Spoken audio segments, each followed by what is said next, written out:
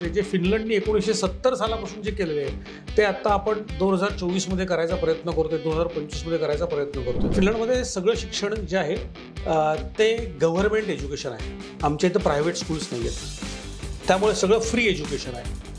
तुम्ही कुठल्याही शाळेत जा, 3,500 आमच्या इथं प्रायमरी स्कूल्स आहेत सगळ्या फिनलंडमध्ये, 56 लाख पॉप्युलेशनसाठी असलेला.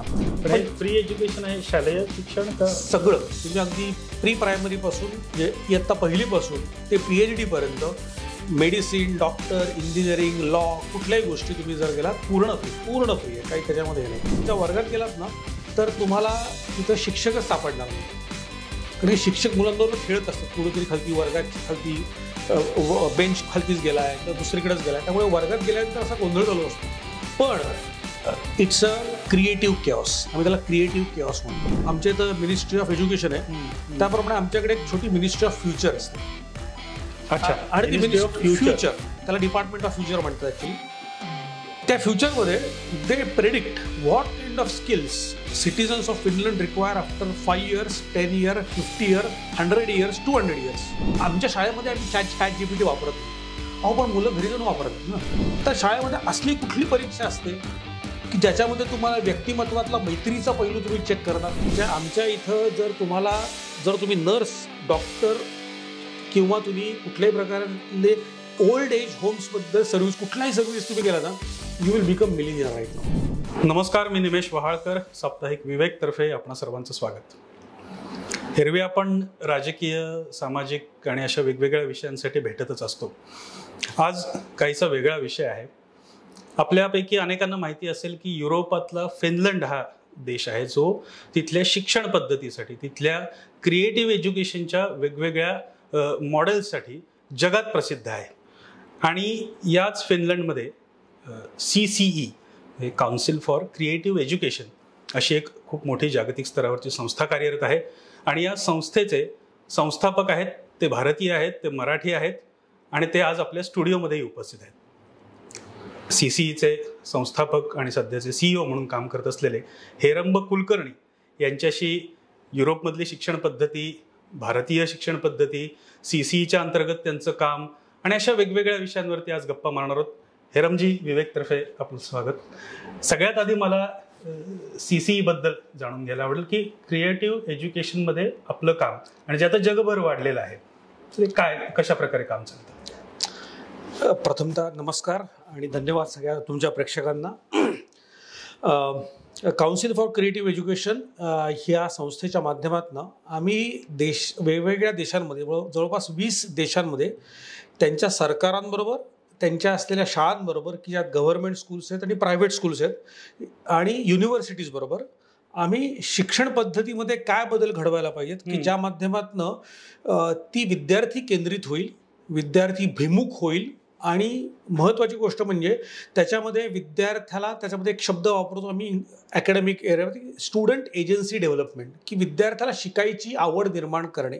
ह्याच्याकरता म्हणून तुमच्या शिक्षण पद्धतीमध्ये, करिक्युलममध्ये, क्लासरूम स्ट्रक्चरमध्ये, लर्निंग एन्व्हायरमेंटमध्ये काय बदल घडवायला पाहिजे याच्याबद्दलचा संशोधन, विकास आणि त्याचा प्रसार, अशा तिन्ही गोष्टी काउन्सिल फॉर क्रिएटिव्ह एज्युकेशन करते.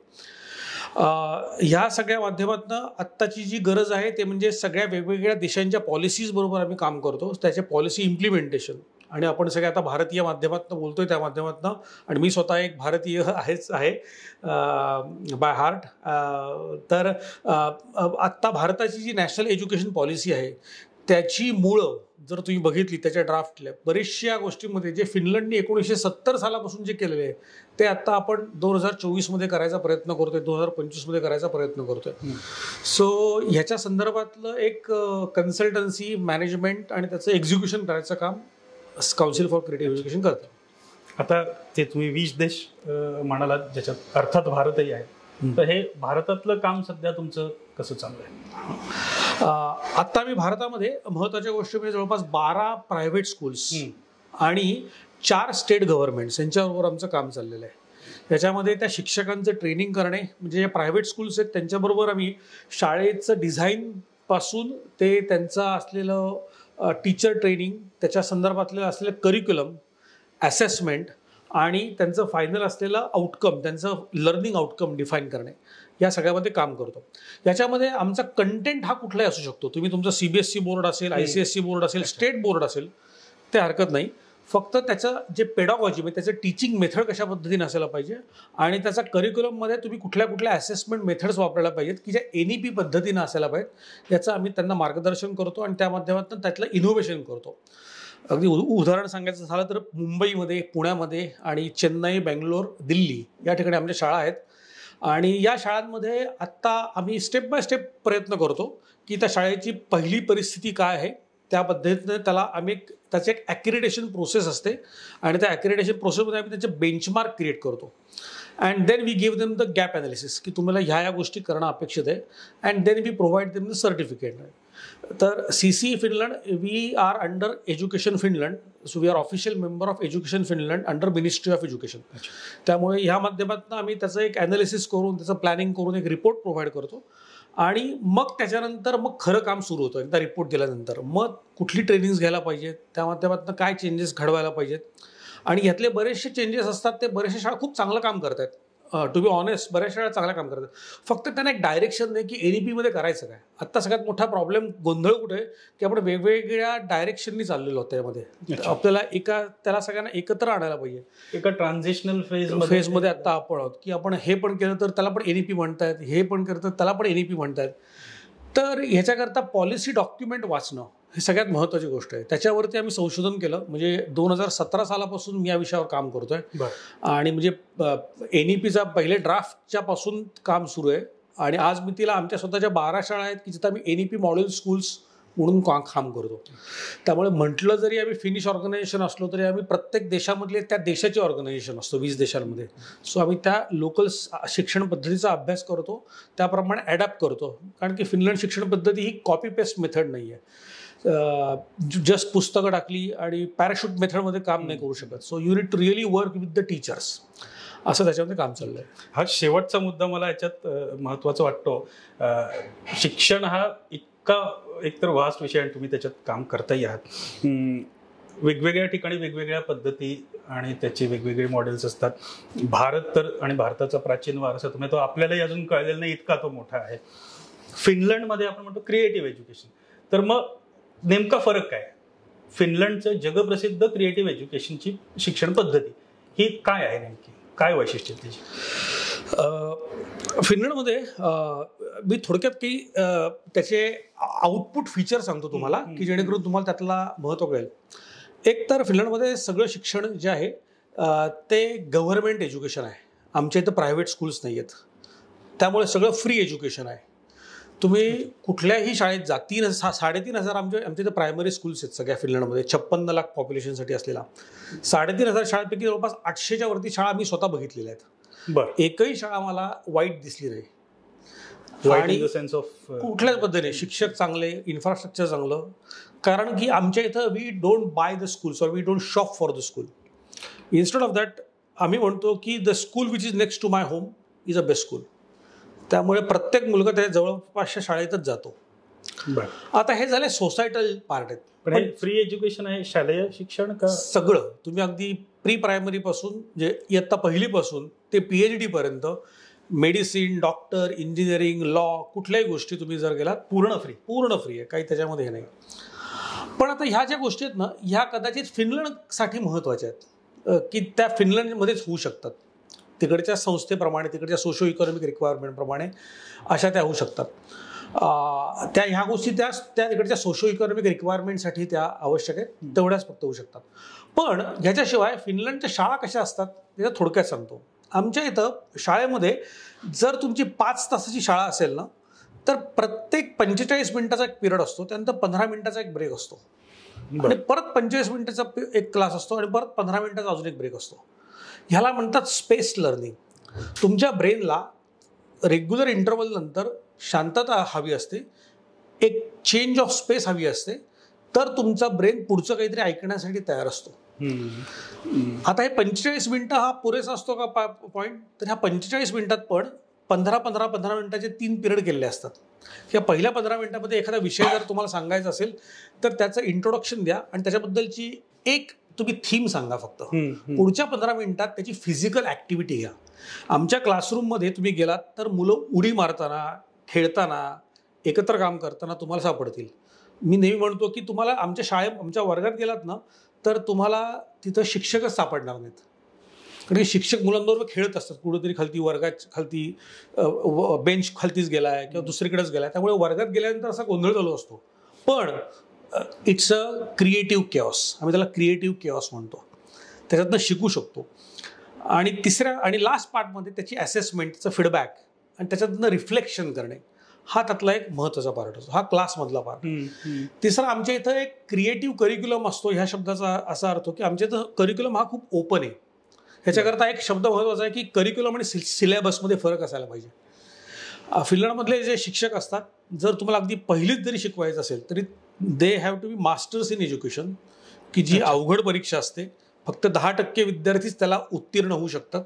उरलेल्या 90% पुढच्या वर्षी अप्लाय करावा लागतो किंवा त्यांना अजून काहीतरी करिअर शोधावं लागतं. तर असे मोटिवेटेड हायली क्वालिफाईड टीचर्स आमच्या इथं येतात. स्टँडर्ड पहिलीपासून सगळ्यांना. पहिली तर तुम्ही कुठल्याही तुमच्या इयत्ता शिकवा तर तुम्हाला तेवढे शिक्षकाची क्वालिफिकेशन असायलाच पाहिजे. आता हे जेव्हा फिनलंडमध्ये असतं त्याचंच आम्ही वेगळ्या पद्धतीचं स्वरूप, त्याच क्वालिटीचं ट्रेनिंग आम्ही शाळांबरोबर काम करतो इतर देशांमध्ये. So we provide a gist of that education in a very high condense courses to the schools across the globe. त्याच्यामध्ये मग ज्या शाळांबरोबर मी फिनिश स्कूल्स डेव्हलप करतो त्यांच्या शिक्षकांचं ट्रेनिंग हे मॅन्डेटरी असतं. त्यांना त्याच्याबद्दलचं एक डिटेल्ड ॲक्रिटेशन मिळतं आणि सर्टिफिकेशन मिळतं. आणि अशा पद्धतीने त्याचं आम्ही ॲनालिसिस करतो, त्याचं इम्प्लिमेंटेशन करतो. चौथा एक महत्त्वाचा मुद्दा ह्या सगळ्याचा आधारस्तंभ ते म्हणजे विद्यार्थ्याच्या कलांनी अभ्यास करणे, पण विद्यार्थ्यांनी त्याचे असलेले लर्निंग आउटकम्स केलेच पाहिजेत. आता विद्यार्थ्याच्या कलांनी अभ्यास करणे म्हणजे थोडक्यात उदाहरणं सांगतो. आता मी ज्याप्रमाणे या शिक्षण पद्धतीचा अभ्यासक आहे त्याप्रमाणे ह्याचा कस्टमर पण मीच आहे. कारण की माझी दोन्ही मुलं त्या शाळांमध्ये जातात, त्यामुळे मी त्याच्याबद्दल जास्त क्रिटिकल आहे. पण एक एक्झाम्पल असं आहे की माझा मुलगा त्याला अचानक एकदा तो घरी आला आणि त्यांनी मला प्रश्न विचारायला सुरुवात केली की बाबा तू लहान होता तेव्हा तू कुठले खेळ तू खेळायचा, तुमच्याला मोबाईल नव्हता तर तुम्ही कशा पद्धतीने कम्युनिकेट करायचा, किंवा मग तुमच्या पॉकेटमध्ये तुम्हाला कोणता होता, तुम्ही काय काय करायचं, असं त्याने असे 20 प्रश्न तयार केले. मला कळलं शाळेतनं काहीतरी प्रोजेक्ट असेल असा. तरी तेच प्रश्न माझ्या बाबांना फोन करून विचारले भारतात, माझ्या आईला प्रश्न विचारले, ते माझ्या पत्नीच्या आई वडिलांना प्रश्न विचारले, माझ्या सासू सासऱ्यांना विचारले. आणि मला कळलं हे काहीतरी प्रोजेक्ट आहे म्हणून. 1 महिन्यानी त्यांनी एक रिपोर्ट तयार केला.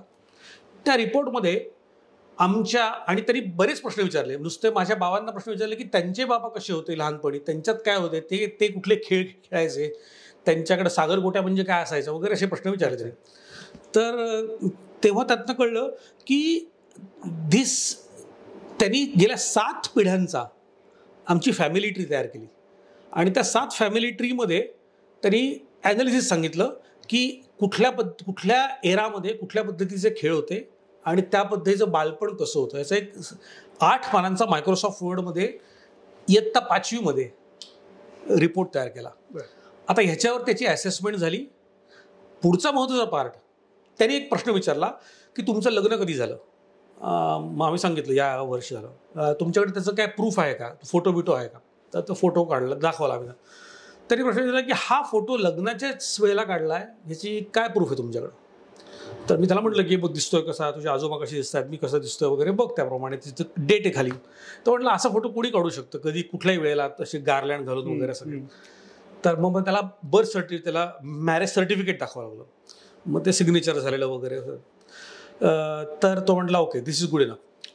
त्या रिपोर्टमध्ये मी आमचा फोटो बघितला लग्नाचा, त्याच्यामध्ये असं सांगितलं होतं की the photo signifies that the date of marriage was this and this is a secondary source of history and the marriage certificate shows as a primary source of history. आणि मी वेडा झालो होतात ना ॲक्च्युली की हे नक्की काय तुला म्हणायचं काय त्या गोष्टीमध्ये. मग मी त्यांच्या करिक्युलममध्ये जाऊन बघितलं तर त्यांच्या करिक्युलममध्ये असं आहे की तुम्हाला इयत्ता 5वीमध्ये इतिहास शिकताना काय इतिहास शिकायचं हे पहिल्यांदा शिकवा. त्याच्याकरता तुमच्या आसपास असली उदाहरणं घ्या आणि त्याच्यातनं त्यांना प्रायमरी सोर्सेस आणि सेकंडरी सोर्सेस कुठले आहेत हे शिकवा इयत्ता 5वीच्या विद्यार्थ्यांना, की जेणेकरून त्यांना critical thinking, creativity, design, research कसा करायचा आणि महत्त्वाची गोष्ट रेफरन्सिंग कसं करायचं हे इयत्ता 5वीपासून शिकवतात. तर ह्या अशा पद्धतीचं शिक्षण हे पुढच्या काळात आवश्यक आहे. कारण की you have ChatGPT now, you have AI, content is ubiquitous, प्रत्येक ठिकाणी कॉन्टेंट आहे. तर ॲज अ ह्युमन बिंग म्हणून तुमचं काय स्पेशालिटी?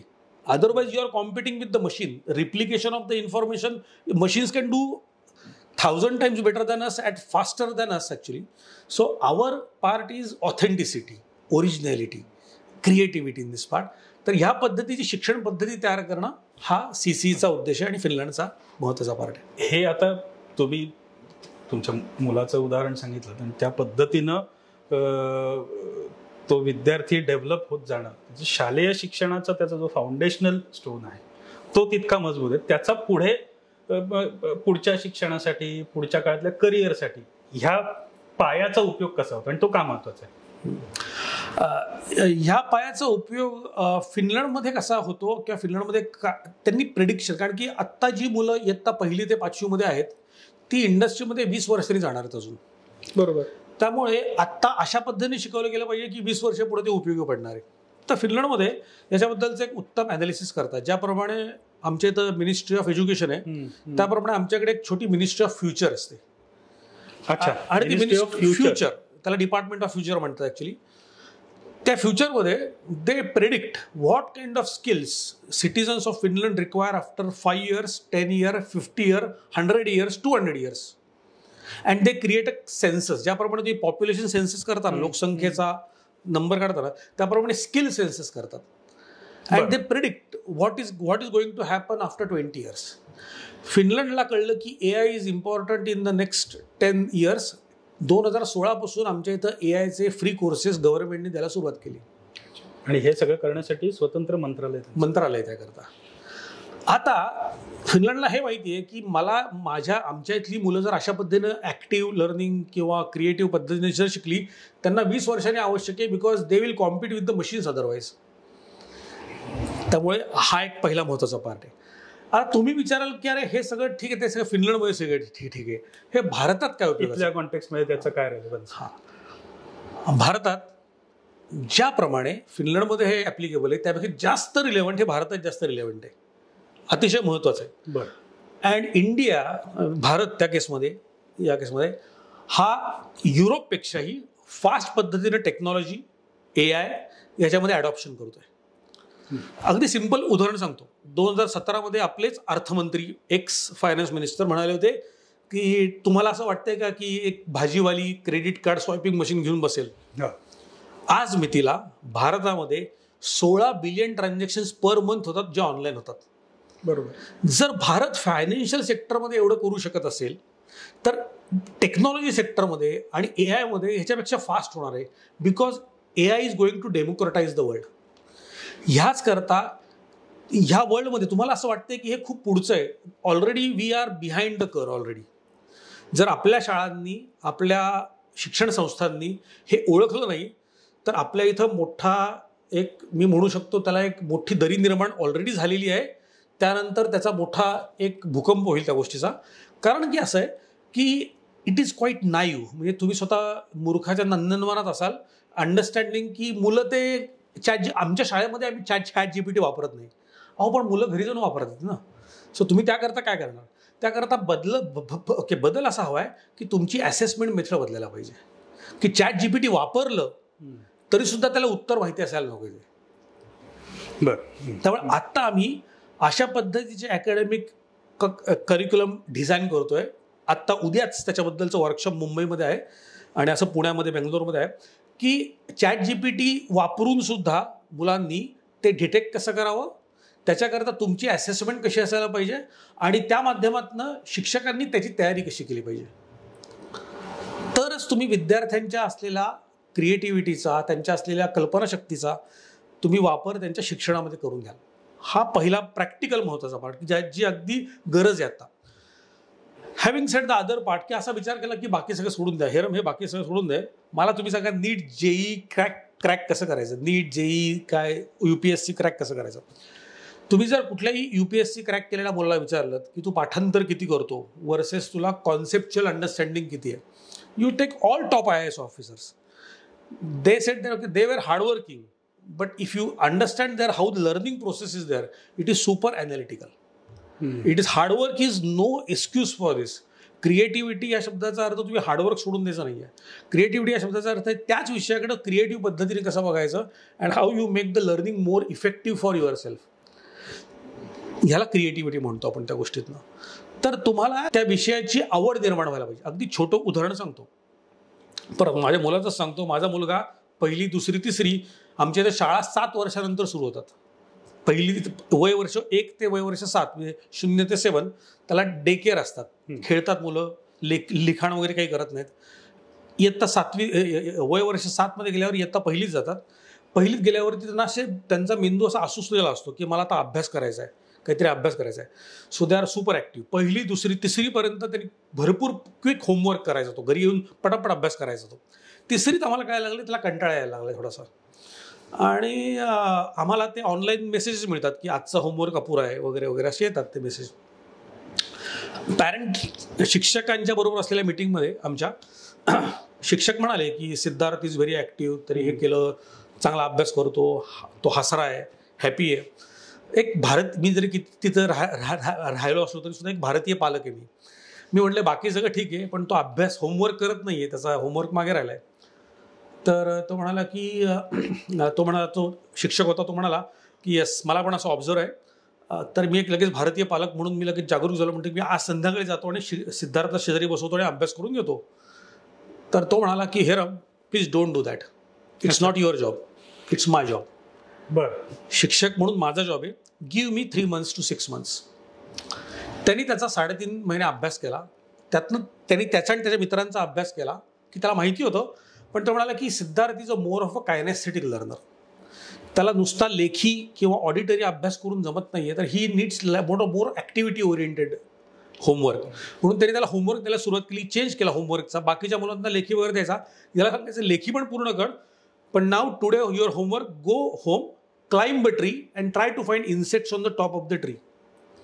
की तुम्हाला हे माहिती असेल की जे जमिनीवरती किडे असतात आणि झाडाच्या वरती असतात त्याच्यामध्ये फरक असतो, त्यांच्या सर्व्हायवल इन्स्टिंक्टमध्ये फरक असतो. जाऊन अभ्यास कर, त्याचा ॲनालिसिस कर आणि रिपोर्ट आण. त्यांनी 6 महिने याच्यावरती काम केलं. 6 महिन्यांनी सिद्धार्थनी लेखी पण अभ्यास करायला सुरुवात केली, तोंडी पण अभ्यास करायला सुरुवात केली, प्लस कायनेस्थेटिक ॲक्टिव्हिटी सुरू केली.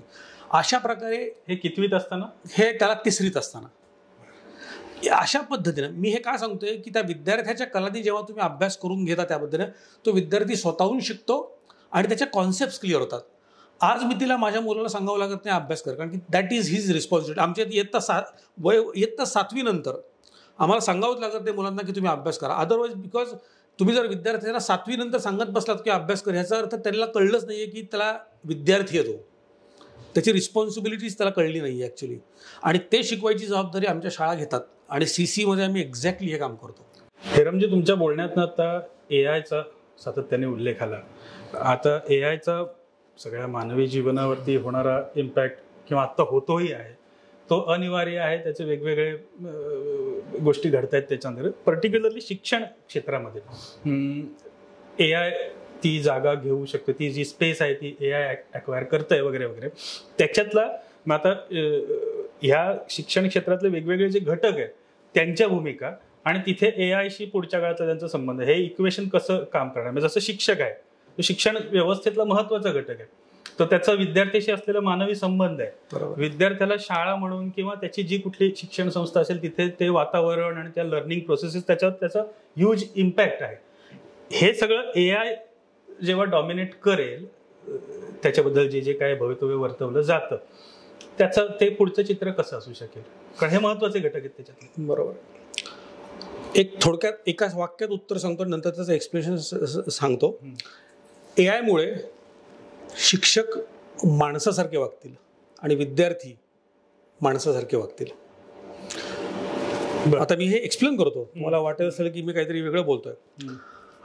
आज मी तिला आपण सगळ्या शाळांमध्ये, तुम्ही कुठली शाळा जा म्हणतात की वी गिव्ह होलिस्टिक एज्युकेशन. आता या होलिस्टिक एज्युकेशन तुम्ही प्रोव्हाइड करता तेव्हा तुमचे होलिस्टिक वेगवेगळे तुमचे व्यक्तिमत्वाचे पैलू जर तुम्हाला तपासायचे असतील तर शाळेमध्ये असली कुठली परीक्षा असते की ज्याच्यामध्ये तुम्हाला व्यक्तिमत्वातला मैत्रीचा पैलू तुम्ही चेक करता, तुमच्या असलेला तरल भावना चेक करता, तुमच्यामध्ये असलेला कवित्वाचा गुण आहे, तुम्ही स्पोर्ट्समध्ये जबरदस्त आहात, असा एखाद दुसरा वेळेला होऊ शकतो. पण सगळ्या विद्यार्थ्यांमध्ये स्पोर्ट्सचा स्पार्क असतो. त्यातला क्रिएटिव्हिटीचा पार्ट कुठे शोधता तुम्ही? एखाद्याची ॲडॅप्टेबिलिटी किती आहे? मग ह्याला अर्थ आपण होलिस्टिक म्हणत नाही. त्यामध्ये आत्ता आपल्या परीक्षा पद्धतीमध्ये आणि शिक्षण पद्धतीमध्ये आपण एक पद्धतीची फक्त डायमेन्शन चेक करतो. त्यावेळी मला लिहिता येतं आहे का, मला रिमेंबर करता येतं आहे का, थोडंफार अंडरस्टँड करता येतं आहे का, and then I can reproduce it honestly. जर थोडंफार मी प्रॉब्लेम सॉल्व्हिंग स्किल्सकडे मी कदाचित जाऊ शकतो, पण आजकाल ते पण कमी होत चाललेत. प्रॉब्लेम सॉल्व्हिंग आजच्या काठिण्य, तुम्ही माझ्या वेळात असलेली SSC आणि HSCची जी काठिण्यता होती ती आता काहीच उरली नाही आहे, काहीच. म्हणजे शून्य, तुम्ही 95% मार्क पडणे खूपच सहज झालेलं आहे. त्यामुळे हे डेफिनेटली नाही आहे त्यातलं. AI मुळे होणार आहे असं की बेसिक जी शिकणं आणि शिकवण्याची प्रोसेस आहे ना, ह्याच्यामध्ये शिकणं आणि शिकवणं हे महत्त्वाचं काम शिक्षक करतील आणि त्याच्या आसपास असलेली जी सगळी ॲडमिनिस्ट्रेटिव्ह कामं आहेत ना ती AI वर ऑलरेडी गेली असतील आणि गेलेली आहेत. आत्ता ती जाणं अपेक्षित आहे. हा पहिला महत्त्वाचा पार्ट. दुसरा महत्त्वाचा पार्ट, एखादा कॉन्सेप्ट अंडरस्टँडिंगसाठी मगाशी म्हटलं त्याप्रमाणे की now days there is a concept called multi literacy. पूर्वी मला पुस्तक वाचून कळायचं की मला हे प्रश्न कॉन्सेप्ट काय माहिती आहे, पण आजकाल पुस्तकाशिवाय there are multiple at least 10 different things through which I can learn the same concept. तुम्हाला कधी वाटेल की व्हिडिओ त्यातलं एक माध्यम आहे, ऑडिओ माध्यम आहे. आत्ताची जी पिढी जर बघितली तुम्ही, Gen X, Gen Z बघितली जाते, they are not interested in this mediums, they are interested in games. Game is a effective medium of teaching and learning. आणि तुम्ही गेमच्या माध्यमातून कसं शिकवू शकतात? मग असे बरेच असतात की गेमिंगमुळे मुलं वाईट होतात वगैरे. नाही, game is a amazing learning instruction. त्याच्यातनं तुम्ही जर तुमच्या, मी आत्ता म्हणतो ज्या शिक्षकांना गेम खेळता येत नाहीत ना त्यांनी शिकवू नये असं म्हणतो मी. कारण की तुम्हाला मुलांना काय पाहिजे हेच माहिती नाही आहे आणि ती मुलं ते सोडणार आहेत का नाही आहेत आणि तुम्ही मुलांना नाही म्हणून चालणार नाही. त्याचा अकॅडमिक कसा इंटरेस्ट करून घ्यायचा ह्याचा करायचा. सो गेमिफाईड लर्निंग करणे हा त्यातला दुसरा पार्ट होणार जो AI मुळे सहज शक्य होणार आहे. तिसरा महत्त्वाचा पार्ट की आज मी तिला आपण एखादी परीक्षा घेतली तर त्या परीक्षेची उत्तरं येतात आणि ते आपण उत्तरपत्रिका आपण ठेवून देतो. आता सगळ्यात मोठा डेटा तो आहे खरं असते बघा. कारण की तुम्ही तो ॲनालिसिस करायला पाहिजे की कुठे मुलं चुकतायत, काय पद्धतीची उत्तरं चुकतायत, त्याचा ॲनालिसिस करायला पाहिजे आणि त्याचा फीडबॅक त्याने द्यायला पाहिजे आणि त्याचा सगळ्यात फीडबॅक शिक्षकांनी घ्यायला पाहिजे. AI will make it automatic. It will create the analytics amazing. आणि चौथा महत्त्वाचा पार्ट ह्या सगळ्या मागचा पार्ट आहे की विद्यार्थ्याला त्याचा पोर्टफोलिओ अगदी पहिलीपासून ते 12वीपर्यंत असलेला प्रत्येक वर्षातला त्यांनी काय स्किल कमवले. देर is a concept called skill index. म्हणजे थोडक्यात आत्तापर्यंत आपण एकाच पद्धतीचं स्किल वापरतोय, म्हणजे अंडरस्टँडिंग, रायटिंग, रीडिंग हे 2-3 स्किल्स आपण एकूण शिक्षण क्षेत्रामध्ये 3 स्किल वापरतोय. आता AI मुळे आपण अवघड स्किल अजून वापरू. आपण critical thinking, innovation, referencing, analysis, debate, how to content for the opinion, हे जे सगळे स्किल्स आहेत ते आपण आत्ता शिक्षण पद्धती वापरत नाही. AI मुळे माणसं माणसांसारखी वागतील, शिक्षक शिक्षकांसारखे वागतील, ते इमोशन्सकडे जास्त लक्ष देतील. विद्यार्थ्यांना जेवढे तुम्हाला स्किल इंडेक्स वाढतो, जेवढे स्किल्स वाढतात तेवढेच तुम्हाला जास्त इमोशन्स लागतात टू हँडल दो स्किल्स. तर ही रिक्वायरमेंट आहे की जी AI मुळे. त्यामुळे म्हटलं त्याप्रमाणे शिक्षक हे मानवासारखे वागतील आणि लहान मुलं पण मानवासारखे वागतील. हे सगळं ऐकल्यानंतर शिक्षण क्षेत्रातला अजून एक प्रश्न विचारायची माझी इच्छा होती. मग आपण जनरल युरोपवरती शिफ्ट होऊ. तर हे सगळे तुमचे फिनलंडमधले अनुभव, CC म्हणून काम आणि हे सगळं आलं.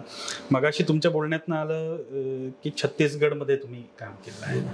तर आता फिनलंडमधलं काम आणि छत्तीसगडमधलं काम ह्यात फरक काय होता आणि तुम्हाला त्या दृष्टीने काय बदल करावे लागले आणि ते काम तुम्ही कशा प्रकारे पुढे नेलं? धन्यवाद. आम्ही फिनलंडमधलं, मी या प्रत्येक शब्दाबद्दल फिनलंड हा शब्द आपण रेफरन्स करतोय कारण की ती एक सिस्टीम फिनलंडनी डेव्हलप केली आहे. एक उदाहरण म्हणून आहे, पण त्याच्यातले जे महत्त्वाचे पैलू आहेत ते जगात कुठेही ॲप्लिकेबल आहेत. म्हणजे म्हणलं शिक्षक चांगले असले पाहिजेत, हा फक्त फिनलंडचा मक्ता नाही आहे, सगळीकडेच मक्ता असायला पाहिजे ह्याचा. किंवा ॲक्टिव्ह लर्निंग असायला पाहिजेत, किंवा विद्यार्थ्यांनी विचार करायला पाहिजे. मी आधी कालचं आम्ही उदाहरण सांगतो. आमची शाळा आहे इथं, त्या शाळेमध्ये आम्ही क्लासरूम व्हिजिट्स करत होतो आणि काही आमच्या इथं रिसर्चर्स आले होते. वेगवेगळ्या देशांमधली, भारतातली फिनिश शाळा कशी चालते हे बघण्यासाठी रिसर्चर्स आले होते देशांमधनं, आणि भारतातनं पण काही आले होते, महाराष्ट्रातनं पण गेले होते, पुण्यातनं पण काही आले होते, मुंबईत आले होते. ॲक्टिव्हिटी चालू असताना आमच्या शाळेतल्या विद्यार्थी ते मल्टिप्लिकेशन शिकत होते आणि multiplication as a repetitive addition हा कॉन्सेप्ट इयत्ता दुसरीतल्या विद्यार्थ्यांना कॉन्सेप्ट शिकवत होते. Multiplication is a repetitive addition, म्हणजे जर 3 चोक 12 असं म्हणतो ना, 3 मल्टिप्लाइड बाय 4, तर तुम्ही 3 ग्रुप्स ऑफ 4 इच, 4 4 4 4 इच असं ते शिकवतात. त्यामध्ये त्यांना बाकी सगळं झालं. शेवटी त्यांना एक प्रश्न विचारला गेला आणि ॲक्टिव्हिटी सुंदर होती, मस्त मुलं शिकली. शेवटचा जो प्रश्न होता शिक्षिकेने जो विचारला तो आम्ही त्यांच्यासमोर टाकला विषय, आणि प्रत्येक शिक्षिका असं म्हणत होती की ग्रुपमध्ये या, फळ्यावरती तो प्रश्न बघा, विचार करा आणि मग उत्तर लिहायला सुरुवात करा. आणि त्या शेवटचा प्रश्न असा होता की 0 ग्रुप्स ऑफ 0 हे तुम्ही मल्टिप्लिकेशन फॉर्मॅटमध्ये किंवा रिपिटेटिव्ह ॲडिशनमध्ये लिहून दाखवा. आता मला महत्त्वाची गोष्ट, जेव्हा ती दुसरीतला मुलगा पुढे आला आणि त्यांनी वाचलं ते, तर तो त्या ह्याच्याकडं 3 मिनिटं बघत बसला. वर्गात गोंधळ चालला होता आणि तो फक्त अरे 0 ग्रुप ऑफ 0 डेपिक कसे करायचे, आणि आम्हाला शहारा आला अक्षरशः. आणि हा विचार करण्यासाठी, वेळ करण्यासाठी आमची शाळा वेळ देते याचा आम्हाला अभिमान आहे. आता ही कॉन्सेप्ट ही भारतात पण होऊ शकते, युरोपमध्ये पण होऊ शकते, कुठेही होऊ शकते. Thinking and learning to learn हा फिनलंडमधल्या करिक्युलमचा गाभा आहे. त्यामुळे आम्ही जेव्हा फिनिश शाळा म्हणतो तेव्हा हे बेसिक प्रिन्सिपल्स म्हणतो. आता ह्याचा विचार करतो जेव्हा तेव्हा आम्ही ज्या ज्या देशांमध्ये जातो त्याचा अभ्यास करतो, ॲनालिसिस करतो. त्याप्रमाणे मी छत्तीसगडमध्ये गेलो आणि छत्तीसगडचा अभ्यास केला. आम्हाला कळलं तिकडचे विद्यार्थी भरपूर ॲक्टिव्ह आहेत. एक तर 35% तिकडची जनता ही वनवासी भागातली आहे, जंगलांमध्ये राहते. तर अशाच विद्यार्थ्यांना तुम्ही भिंतींमध्ये बांधून ठेवणार आहात का? आम्हाला कळलं की तिकडचा ड्रॉपआउट रेट त्या भिंतींमुळे जास्त वाढतोय. आम्ही विचार केला की चला त्यांच्या भिंती काढून टाकूया आणि let them learn simple mathematics on the ground. त्यामुळे आम्ही इयत्ता 1ली ते 8वी पर्यंत सगळ्या मॅथमॅटिक्सच्या कॉन्सेप्ट्स या ग्राउंडवर शिकवल्या. अच्छा. आणि त्यांना प्रत्येक गेमच्या माध्यमातून, क्रिकेट 4 भिंतींच्या बाहेरचं. हो. आज मी तिला बरेचसे त्यातले शिक्षक, आम्ही 40,000 शिक्षकांचं ट्रेनिंग घेतलं, त्यांना गेमच्या माध्यमातून मॅथमॅटिक्स कसं शिकवायचं हेच त्यांना सांगितलं. ह्याच्यातनं आम्हाला आश्चर्य असलं की त्या शिक्षकांनी स्वतःच्या अशा अजून 100 मेथड शोधून काढल्या. आज मी तिला, तुम्ही यूट्यूबवर जावा, सर्च करा, तुम्हाला त्याचं नाव छत्तीसगड नवविचारी गतिविधिया सर्च करा. यूट्यूब चॅनल आहे, 1 लाख सबस्क्रायबर्स आहेत. शिक्षक स्वतःच्या नवीन ॲक्टिव्हिटीज टाकतात की ॲक्टिव्हिटी कशा करायच्या, नवीन कसं शिकायचं. They develop their own teaching methods. आणि आज मी तिला CCच्या माध्यमातून आम्ही काम केलं, ठीक आहे, पण हा आमचं क्रेडिट नाही, हे त्या शिक्षकांचं क्रेडिट आहे की दे कुड इनोव्हेट वेल आणि त्याच्याकरता सिस्टीम तयार केली. आता अर्थातच मीडियाचं कॉन्सन्ट्रेशन मुंबई दिल्लीकडे असतं, छत्तीसगडकडे कोण लक्ष देणार, त्यामुळे माहिती नाही आहे. तुम्ही आम्हाला ह्याकरता बोलण्याकरता संधी दिली त्याकरता धन्यवाद तुमचे. आपल्या मगाशी ज्या गप्पा झाल्या त्याच्यामधनं आलं की तुम्ही मूळ भारतातनं युरोपमध्ये गेलात, ते तुमच्या व्यक्तिगत नोकरीच्या निमित्ताने गेलात. एका मल्टीनॅशनल कंपनीमध्ये तुम्ही काम करत आहात. तर ते म्हणजे सर्वसाधारणपणे बघायला गेलं तर तो एक सुखाचं सगळं सुखी माणसाचा सदरा सोडून, त्या सिनेमात डायलॉग आहे की ये किस लाईन में आ गया. हे कसं काय झालं? तुम्ही एकदम कम्प्लिटली शिक्षण क्षेत्रात इंजिनिअरिंग बॅकग्राऊंड मल्टीनॅशनल कंपनीतलं जॉब, हे कसं घडलं? त्याला माझा जॉबच आणि कारणीभूत ठरला. एक पहिली महत्त्वाची गोष्ट, मी नोकियामध्ये कामाला होतो. नोकियामध्ये मी मोबाईल डिव्हिजनमध्ये होतो कामाला, आणि नोकियाचा पहिला N95 मल्टीमीडिया फोन आहे, त्याच्या डिझाईन टीमचा हेड म्हणून, माझ्या आर्किटेक्चर टीमचा हेड म्हणून मी त्याच्यामध्ये काम करत होतो ॲक्च्युली. ते करत असताना आम्हाला काही कॉमन प्रोजेक्ट्स मिळाले, आणि माझ्याबरोबर माझी पत्नी शिरीन कुलकर्णी, ती पण याच विषयात काम करते. ती क्रिएटिव्ह एज्युकेशन या विषयात तिची डॉक्टरेट डिग्री करण्यासाठी, तिचा अभ्यास करण्यासाठी ती रजिस्टर झाली फिनलंडमध्ये, तांपेरे विद्यापीठामध्ये. त्याच्यामध्ये एक तांपेरे विद्यापीठ आणि नोकियाचा कॉमन प्रोजेक्ट होता, आणि त्या प्रोजेक्टमध्ये आम्हाला टॅबलेटवरती विद्यार्थी कशा पद्धतीने रिॲक्ट होतात याचं ॲनालिसिस करायचं होतं. बरं. तर मला आणि शिरीनला, आम्ही तो अभ्यास सुरू करत असताना आम्ही फिनलंडमधल्या शाळांना 2005 सालापासून व्हिजिट करायला सुरुवात केली, आणि तेव्हा फिनलंडबद्दल कोणालाही काही माहिती नव्हतं. आणि फिनलंडमधल्या माणसांना पण आपली शिक्षण पद्धती खूप ग्रेट असं वाटायचं नाही, की अजूनही वाटत नाही, टू बी ऑनेस्ट. त्यांचं म्हणणं की आम्ही विद्यार्थ्यांना चांगलं शिकवतो, हे आमचं महत्त्वाचं आहे, की बेस्ट आहे जगात, हे आमच्यासाठी महत्त्वाचं नाही आहे. तर आम्ही जेव्हा तिकडच्या शाळा बघितल्या तेव्हा आम्हाला खरंच आश्चर्य वाटलं. हे जे मी सांगतोय ते आम्ही प्रत्यक्ष जेव्हा बघितलं तेव्हा मला कळलं की अरे, हे खरं शिक्षण आहे, अशा पद्धतीची क्लासरूम असायला पाहिजे. आणि आता मी नेहमी म्हणतो की once you are out of India you become more Indian. तर म्हटलं की अरे, हे तिथं होऊ शकतं तर भारतात का नाही होऊ शकत? आणि मग त्याच्यातनं आमचा विचार सुरू झाला की अरे, ह्याच्यातनं काहीतरी आपण करायला पाहिजे. We should develop a model. म्हणून शिरीनच्या संशोधनातनं आणि आमच्या नोकियाच्या असलेल्या प्रोजेक्टमधनं आम्हाला एक कळलं की this is a model that we should work to develop creative education. त्याच्यामुळे 2011मध्ये आम्ही काउन्सिल फॉर क्रिएटिव्ह एज्युकेशनची स्थापना केली. त्याच्या माध्यमातून वेगवेगळ्या विद्यापीठांबरोबर आम्ही करार केले. आमच्या मागे सिटी ऑफ तांपेरे म्हणजे आमचं गव्हर्नमेंट हे आहेच आहे, त्याबद्दल वादच नाही आहे. पण त्याहीपेक्षा जास्त महत्त्वाचं, आमच्याबरोबर वेगवेगळी विद्यापीठं, म्हणजे महाराष्ट्रातल्या 26 विद्यापीठं ही आता फिनलंडमध्ये येऊन गेली मागच्या वर्षी, आणि त्यांनी ह्याच्याबद्दलचा अभ्यास केला. सकाळसारख्या पेपरनी they took initiative to get them their example. So आत्ता प्रयत्न चाललेत प्रत्येकाच्या वेगळ्या माध्यमातून. आणि हे सगळं करत असताना आम्हाला जेव्हा कळलं, मग मला कळलं की अरे, नोकियाचा जॉब माझा चांगला आहे, it gives me money but I need a satisfaction and which I could find it in this part. म्हणून 2012मध्ये मी माझा सो कॉल्ड पगाराचा तो सोडला, बट आय एम हॅपी, आणि money we can get it any time, आणि ते मिळत आहेत असं काही नाही. आणि त्याच्याबद्दल आपल्याला काही हे नाही आहे. So I am happy for that.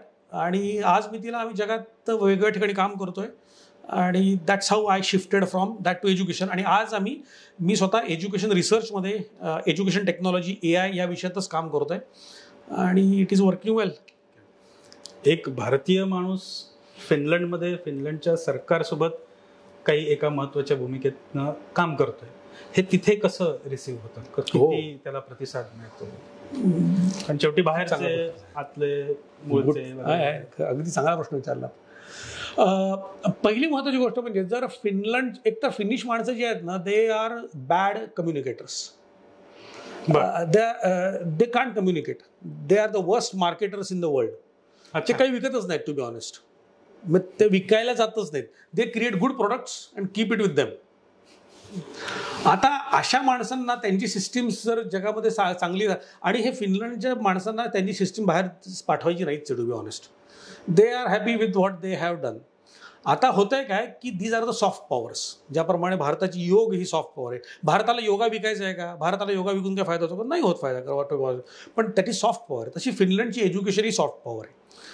आता हे सॉफ्ट पॉवर असताना त्याच्याबद्दलचा जर एका फिनिश माणसांनी फिनलंडच्या शिक्षण पद्धतीबद्दल सांगितलं, ते जास्त अपील होईल. का त्याच्याबद्दल एका भारतीय माणसाने सांगितलं, ते जास्त अपील होईल. ज्याप्रमाणे योगा हे का परदेशी माणसांनी केलं तर आपण म्हणतो अरे वा काय ग्रेट आहे, तसंच त्यांच्या बाबतीत पण आहे. So when we say something about Finnish education with academic research with referencing, तेव्हा फिनिश माणसांना कळतं की अरे ह्याच्यामध्ये काहीतरी दम आहे, आणि ते बाकीच्या माणसांना पण कळतं. सो आम्हाला इनिशियली वाटायचं अरे खरंच आपण whether we are fit in this profession or not actually. पण आम्हाला कळलं की अकॅडमिक रिसर्च हा अकॅडमिक पार्ट असतो. याचा पुढचा पार्ट असा आला की काउन्सिल फॉर क्रिएटिव्ह एज्युकेशन फिनलंडचा मेंबर पण झालं, त्याचा ऑफिशियल ॲक्रेडिटेशन पण झालं त्याचं. आज मी तिला तांपेरे शहर याचा मी टॅलेंट अँबॅसेडर म्हणून मला नियुक्ती दिलेली आहे. So they accept it well. But having said there is another connotation for that. There is a insider and outsider view for that as well. आता कसं असतं, बाहेरची माणसं इथं येत आहेत, आपल्याविषयी बोलत आहेत, आपले सिस्टीम विकत आहेत आणि त्यांना विकता येते आणि आपल्याला विकता येत नाही आहे. ही जेलसी पार्ट असणारच आहे. तो आम्हाला फेस करावा लागतो आणि त्याच्याकरता आम्ही तयार आहोत. आमचा पण उद्देश त्यांच्याशी कॉम्पिटिशन करण्याचा नाही आहे खरं सांगायचं, because we have a vast area to work. आणि का आमचा उद्देश की भारतासारखे अजून 20 देश आहेत आम्हाला, की जिकडे आम्हाला मार्केट आहे, तिथे आम्हाला काम करायचं आहे, शाळा डेव्हलप करायच्या आहेत आम्हाला.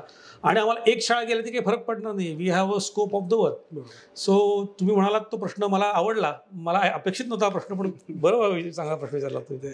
हेरमजी, आता खरं तर आता गप्पा अशा चालू आहेत की, आणि प्रश्न इतके आहेत मला की अजून 4 तास कमी पडतील, पण नाही म्हटलं तरी वेळेची थोडी मर्यादा आहे. मी 2च प्रश्न विचारतो. खरं तेवढा वेळ आणि ते पुरेसं नाही याची मला कल्पना आहे, तरी मला तो प्रश्न राहवत नाहीत म्हणून विचारतो. एक तर म्हणजे तुमच्याकडे सेवा इंटरनॅशनल आपली भारतीयांची एक खूप मोठी संस्था आहे आणि जगभर तिचं काम आहे. त्याचं युरोपचं काम तुमच्याकडे आहे. सेवा इंटरनॅशनल म्हणून आज युरोपमध्ये काय काम चालतं, एक थोडक्यात आपल्या दर्शकांसाठी जर त्याचा उल्लेख झाला आणि त्याला युरोपमधनं तिथल्या नागरिकांकडनं मिळणारा रिस्पॉन्स. सेवा इंटरनॅशनल ही आपण जगभरात आपण काम चालतं. सेवा इंटरनॅशनलचं भारतात काम चालतं, अमेरिकेत काम चालतं. पण सेवा इंटरनॅशनल युरोपची सुरुवात खूप आम्ही बाल्यावस्थेत आहोत आम्ही अजूनही. पण सुरुवात खूप इंटरेस्टिंग झाली. ते म्हणजे आपल्या कोविड सेकंड फेज ह्याच्यामध्ये 2021 साली ऑक्सिजन कॉन्सन्ट्रेटर्सचा तुटवडा भारतात होता. कुठलाही स्वयंसेवक कुठेही असला तरी सुद्धा त्या ठिकाणून जिथं प्रॉब्लेम्स असतील तिथं काम करणं हे स्वयंसेवकाचं पहिलं कर्तव्य आहे.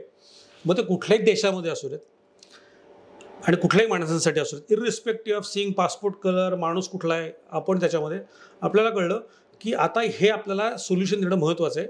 म्हणून आपल्या कार्यकर्त्यांनी एकत्र मिळून जवळपास 3000 ऑक्सिजन कॉन्सन्ट्रेटर्स एकत्र केले. त्याच्याकरता निधी गोळा केला. त्यातले 500 कॉन्सन्ट्रेटर्स इमिजिएट बेसिसवरती आपण भारतात पाठवले, काही नेपाळमध्ये पाठवले, काही श्रीलंकेत पण पाठवले. आणि त्याच्याकरता इथं सिस्टीम होत्या त्याबद्दलच्या.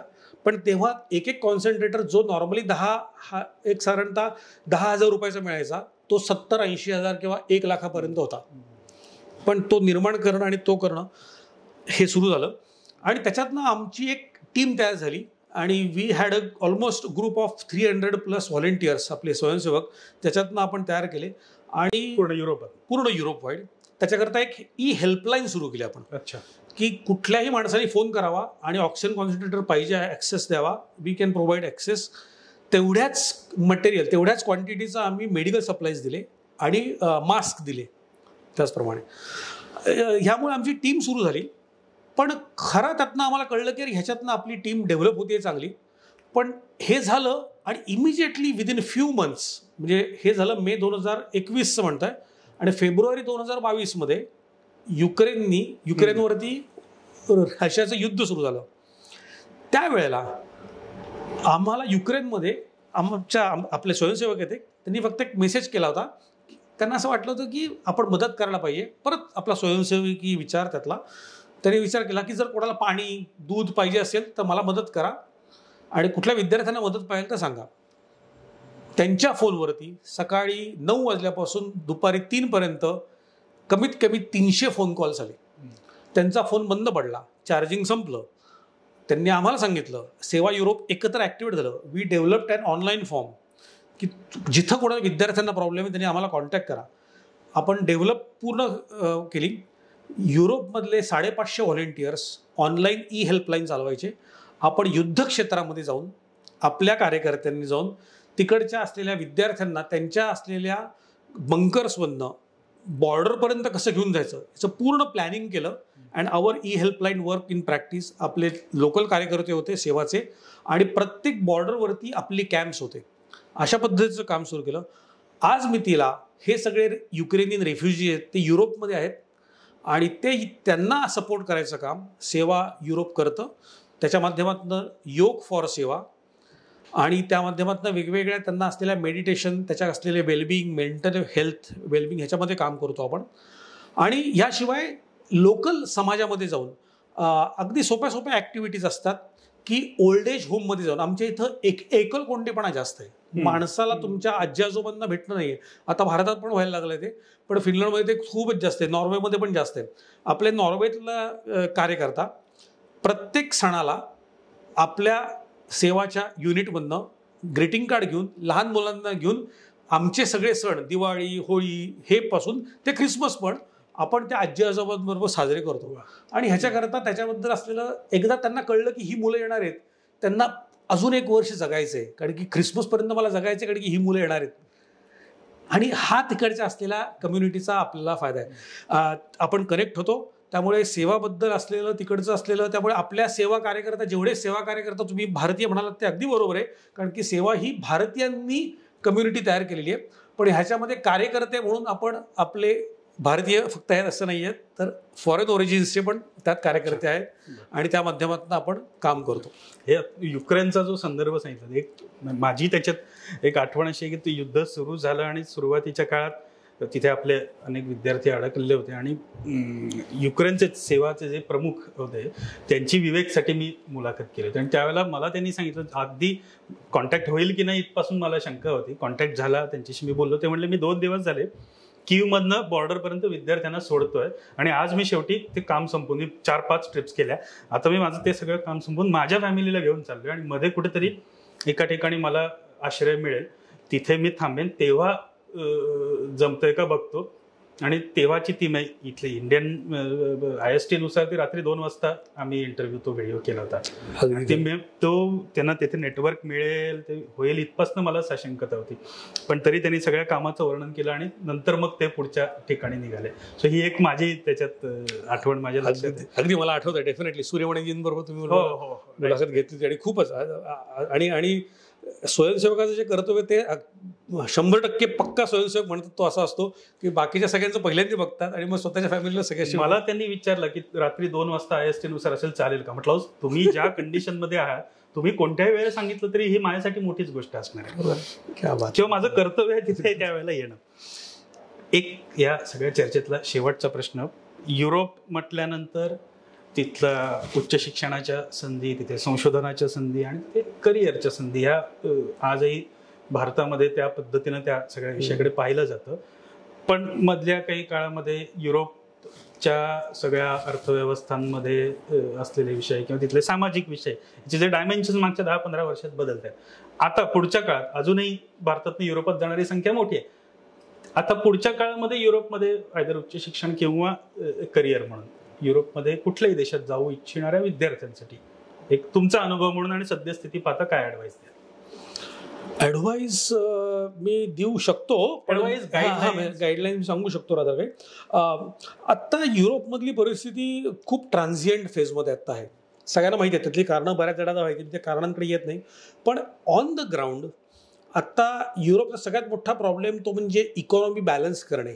इकॉनॉमी, तिथं इकॉनॉमी नाही असं नाही आहे, it's a growing economy at many countries, पण ती बॅलन्स होऊ शकत नाही आहे कारण की त्यांच्याकडे असलेला रेफ्युजीजचा असलेला मोठा प्रश्न आहे. आणि हे रेफ्युजी म्हणजे आत्ता युक्रेनियन जे आहेत तो त्याचा पार्ट आहेच आहे, त्याच्यामध्ये अजून आधीचे जे रेफ्युजीज आहेत त्याच्यामुळे असलेला प्रॉब्लेम आणि ह्याच्यावर असलेलं आपण जे सगळं बाकीचं आक्रमण म्हणतो, त्याच्यामध्ये आपण त्याचे शब्द माहिती आहे सगळ्यांना वोकिझमच्या माध्यमातून ते सगळे, की नको त्या गोष्टींकडे डायरेक्शनकडे जाणे आणि त्याच्याकरता पॉलिसी मेकिंग करणे, हा खूप त्याचा अतिरेक झाल्यामुळे आता युरोपमधली सगळी देश हे राईटिस्ट नॅशनलिस्टिक म्हणू शकतात त्याला, किंवा एक्स्ट्रीम नॅशनलिस्टिक ह्याच्याकडे जायला लागले. You see any election including फिनलंडमध्ये आत्ता आमचं जे सरकार आहे ते एक्स्ट्रीम राईट आहे. Same you will find any other countries going on. Poland सगळीकडे. आता ह्याचा तोटा होणार आहे, तो सगळ्यात जास्त होणार आहे तो विद्यार्थ्यांना होणार आहे, कारण की they will create the norms which is required to safeguard the interest of their own citizens. त्यामुळे आज मितीला तुम्ही यायला पाहिजे का फिनलंड नॉर्वेला, तर ह्याचं उत्तर हे सगळं बघितल्यावर नाही असं येतं. पण ह्याचा अर्थ त्यांना गरज नाही आहे का? तर let me tell you the fact. ह्या सगळ्या economies, Finland, Sweden, Norway, Nordic country, these are the growing economies, but these are the old economies. भयंकर वयस्कर माणसं आहेत. आमच्या इथं जर तुम्ही नर्स, डॉक्टर किंवा तुम्ही कुठल्याही प्रकारले ओल्ड एज होम्सबद्दल सर्व्हिस, कुठलाही सर्व्हिस तुम्ही केला ना, you will become millionaire right now. अच्छा, एवढी गरज आहे आता. नर्स आहे याचा अर्थ तुम्हाला जॉब 100%, तुम्हाला जन्मभर जॉब आहे. फिजिओथेरपिस्ट, नर्स, या सगळ्यांना भरपूर जॉब्स आहेत. त्यामुळे इकडच्या माणसांची गरज आहे. काही वर्षांपर्यंत Chinese were favourable for this things, but China stop this entire big barrier actually out of that. त्यामुळे आज मी तिला युरोपसाठी भारतीय हा सगळ्यात उत्तम रिसोर्स आहे. त्यामुळे that is the golden silver line for us, actually golden line for us around the dark cloud. त्यामुळे ते होईल. त्यामुळे ह्या ट्रान्झिएंट फेजमधनं जर अभ्यास केला, तुम्ही स्वतःचं कष्ट घेतलेत, तर ह्या विद्यार्थ्यांना एक स्पेसिफिक चांगलं करिअर असू शकतं आणि they can be able to develop this together. आणि आजकाल परत सांगतो की मोदीजी पण म्हणतात की तुम्ही भारतात राहिल्यावरच फक्त भारतीय राहत नाहीत, तर भारतातलं बाहेर जाऊन तुम्ही if you can create another India over there, it is a more Indianness. तर अशा पद्धतीनं विचार प्रत्येकाने करावा आणि you should be able to come up with your own solutions for that आणि come up with new innovative ideas, businesses for Europe की जे आवश्यक आहेत तिकडे आता.